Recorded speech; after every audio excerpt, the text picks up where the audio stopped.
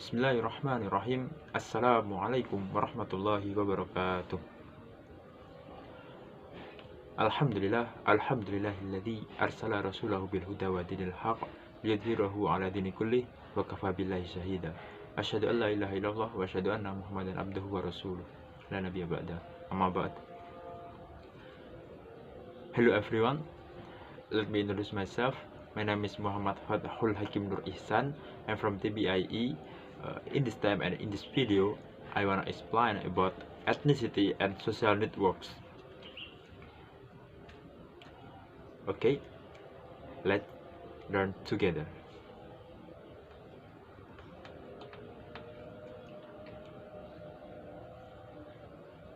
Ethnicity. What is the definition of ethnicity? Ethnicity is a group of people with a common culture, tradition, language, and history. An individual will choose and use language to signify ethnicity. The linguistic features that people use are symbol of their ethnicity. Nah, jadi ethnicity ini adalah suatu komunitas, suatu kelompok orang dengan suatu budaya, tradisi, bahasa, dan sejarah yang sama. Jadi ethnicity ini adalah suatu etnis atau komunitas ya tadi budaya, tradisi, serta bahasa dan sejarah yang sama. Jadi kelompok yang menjadi satu dengan suatu hal tadi yang satu sama lain itu sama, golongannya sama. Nah, dalam kehidupan ini seorang individu itu an individual will choose and use language to signify ethnicity. Dan seorang individu akan memilih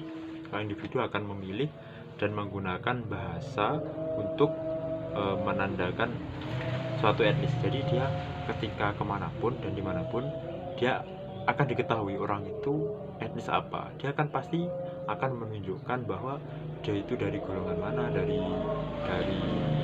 etnis mana, dari kelompok mana, dari komunitas mana, pasti akan diketahui dari gaya bicaranya maupun tingkah lakunya. Nah, the linguistic feature that people use are symbol of their ethnicity. Nah, ini jadi ciri-ciri kebahasaan yang orang gunakan menjadi simbol etnisitas mereka. Nah, yang tadi dijelaskan yaitu ciri kebahasaan seorang itu pasti dia akan menggunakan bahasa itu untuk menjadi simbol dari etnis mereka, dari kelompok mereka.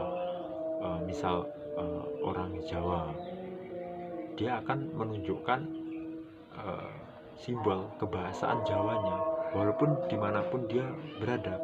Walaupun dia menggunakan bahasa Indonesia, pasti dia akan setidaknya sedikit mengeluarkan simbol kebahasaan atau simbol dari etnis mereka. Nah, next, selanjutnya ini African Americans Vernacular English atau AAVE.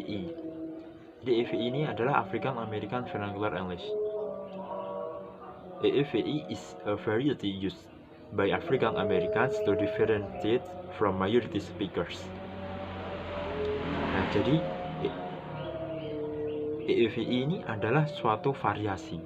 Ini adalah variasi yang digunakan oleh orang Afrika Amerika yang berada di United States atau di Amerika. Ini lebih tepatnya di kawasan kota-kota utara Amerika ini ada yang namanya African American. Ini suatu golongan mungkin keturunan Afrika Amerika. Mungkin bisa jadi golongannya ini seperti persilangan atau bisa jadi golongan campur, mix antara Afrika dan Amerika. Nah, di sini ada perbedaan mereka, it's different, perbedaan antara orang-orang African Americans dengan dengan orang-orang asli dari Amerika. Nah, the difference between the AAVE language and the US standard language. ini ada there are the difference, ada perbedaan dalam berbahasa. Nah, dalam bahasa standar English United States, di situ mereka menggunakan copula to be. She is copula verb atau menggunakan to be. She is very nice. He is a teacher. That is my book. The beer is warm. Nah, di bahasa African American sendiri di EAVI itu menghilangkan tadi, isnya dihilangkan. Jadi she very nice. He a teacher. That my book. The beer warm. Jadi mereka menghilangkan dan menjadi perbedaan antara bahasa mereka dengan bahasa standar dari Amerika sendiri. Nah, oke, untuk selanjutnya yaitu British Black English. Nah, ini golongan kulit hitam yang berada di Inggris. Nah, British English is a black community in England who speaks various Jamaican Creole language known as patois. Nah,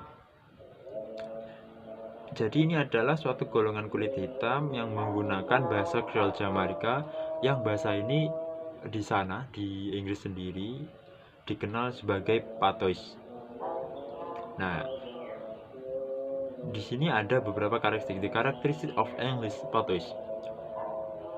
Karakteristiknya yaitu berupa the form me is used for I, me, and my. Form them is used for them, they, and their. Intonation and stress patterns which are different than those of the standard language is the example. Then is pronounced then. Oke. Jadi di sini ada perbedaan yang membedakan antara black community in British di Inggris dengan masyarakat di sana. Yang membedakan adalah ini, the characteristics of English. Bentuk dari me ini untuk menggantikan I, saya, me, and my. I, me, and my. Nah, untuk bentuk them, dem, ini untuk menggantikan them, they, dan their. Nah, di sini juga ada perbedaan intonasi. Di sini ada perbedaan intonasi dalam suku Black dari community Black British ini ya. Intonasi then ini di pronounce den di pronounce den ya, menjadi den, itu maksudnya den. Dan untuk selanjutnya the next Maori English. Maori English, this is the language used of the Maori people or Maori tribe in New Zealand. Jadi bahasa Maori ini bahasa yang digunakan oleh suku Maori, orang-orang masyarakat Maori atau komunitas Maori ini digunakan yang berada di Selandia Baru. Nah, ini ada karakteristiknya juga, the characteristics of Maori English. Vernacular verb forms occur more frequently in the speech of Maori children than those of Pakeha. Nah, jadi bentuk ini vernacular lebih sering muncul, vernakularnya itu lebih muncul dalam tuturan anak-anak Maori daripada Pakeha. Jadi Pakeha ini juga salah satu yang dibilang suku etnis juga di sana ya. Nah, untuk vernacular verb yang dari Maori ini lebih banyak menggunakan. Nah, ini vernakularnya apa? Ini ada the example. She went and walked to the Danish house. Nah, the word above in standard English it should be she went and walked to the Danish house. Jadi kata she went and walked when-nya itu kan menggunakan verb to. Nah, and walk itu menggunakan verb one. Jadi di Maori itu menggunakan menggantikan walk itu menjadi yang ada ed-nya itu walk itu menjadi walk. Mereka mengganti, jadinya dari verb yang harusnya verb 2 menjadi verb 2 menjadi verb 1. Nah, dan ini lebih sering digunakan oleh suku Maori, menggunakan vernakularnya ini, menggantikan ini bahasanya, verbnya diganti ini. The next, social networks. Social networks in sociolinguistics refer to pattern of informal relationship people are involved in on a regular basis. Social networks play a role in language variation and change. The weak language disencourage change, while strong ties lead to resistance to change. Nah, jadi social network di sini ya, dalam sosiologi ini, in sociology refer to the pattern, mengacu pada pola hubungan informal yang melibatkan orang-orang secara teratur. Nah, jadi ini pelibatan dalam suatu hubungan mungkin di dalam suatu komunitas tertentu, itu ada social networknya, ada hubungan antar orang untuk berbahasa. Jadi logatnya komunitas masing-masing itu muncul di situ. Nah, social network play a role in language variation and change. Nah, social networks berperan dalam variasi dan perubahan bahasa. Nah, ini the weak language disencourage change, while strong ties lead to resistant change. Nah, jadi ikatan bahasa yang lemah itu mendorong perubahan, sedangkan ikatan yang kuat itu mengarah pada penolakan perubahan. Jadi misalkan saya orang Jawa, pergi ke Sumatera, di sana ada suku Batak. Nah, ketika saya berada di etnis yang lain, suku yang lain, di kelompok yang lain, otomatis saya merupakan golongan yang lemah, etnis yang lemah, suku Jawa yang lemah, karena di sana banyak orang Bataknya.